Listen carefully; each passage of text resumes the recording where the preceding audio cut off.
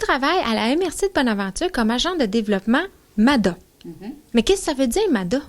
MADA, c'est Municipalité Amie des aînés. C'est vraiment la politique qui favorise le vieillissement actif des aînés, qui favorise leur bien-être dans notre communauté. Donc, je suis responsable de la mise en œuvre de cette politique-là à la MRC pour les 3 prochaines années. Mais c'est quoi les aspects que ça englobe, la politique MADA? Les aspects, il y a 9 champs de tout ce qui englobe une communauté. Que ce soit santé et services sociaux, que ce soit la sécurité, l'habitat et le milieu de vie, la participation sociale, écoute, il y en a 9, là.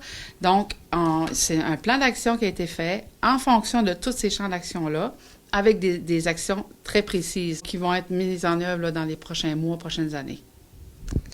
On va se voir plus souvent dans les prochaines semaines parce que vous avez décidé de faire des chroniques MADA. Pourquoi vous vouliez faire ça?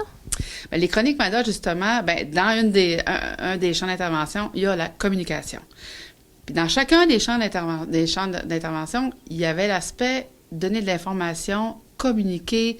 Donc, ça allait de soi que pour justement informer la population aînée en premier lieu et leurs proches, de passer par les médias.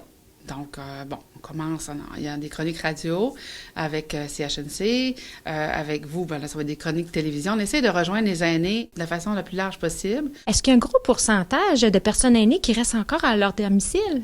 Oui, quand même un bon pourcentage. Il y a 97% des aînés qui restent à domicile. Donc, ces aînés-là vont avoir besoin de services. Et puis, la progression des aînés, ça augmente tout le temps.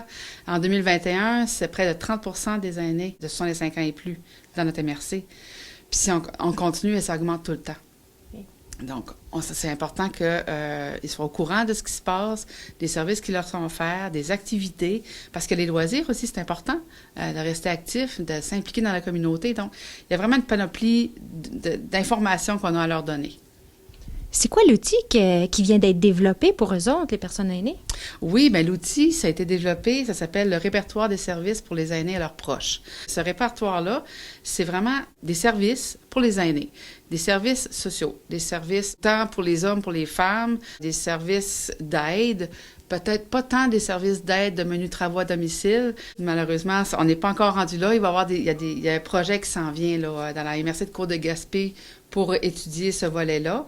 On sait que c'est un très, très, très gros besoin. La façon qui est faite, c'est assez grand, assez bien écrit. Les caractères sont assez gros aussi, par sujet, avec, effectivement, les coordonnées, une petite description de pourquoi cet organisme-là existe, quel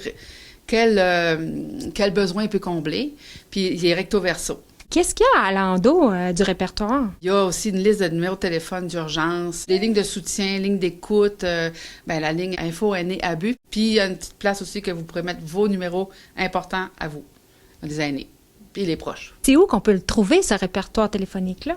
Bien, le répertoire, présentement, il est disponible sur le site de la MRC. OK. Il a été imprimé en plusieurs milliers de copies et il va être distribué dans vos boîtes aux lettres. Donc, couleur vert et noir. Donc, une belle couleur là, qui attire l'œil.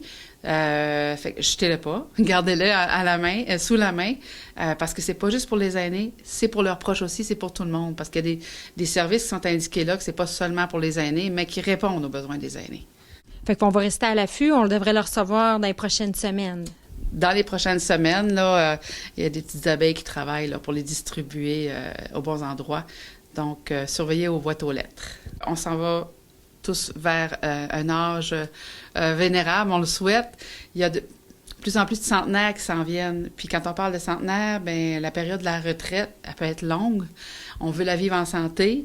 Donc, c'est important dès maintenant de favoriser un vieillissement actif et en santé pour éviter d'avoir besoin de services, d'être dépendant de l'État, d'être dépendant des services et de pouvoir continuer d'être actif dans notre communauté. Donc, c'est là-dessus que je vais travailler. C'est comme mon objectif principal, donc de favoriser le bien-être des aînés et de tracer un avenir pour nous quand on sera des aînés, parce qu'on est des aînés de quelqu'un.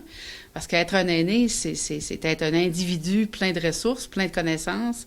Donc, c'est ça. C'est travailler fort pour changer un petit peu les mentalités, espérons-le. Bien, merci, Karen. Merci beaucoup.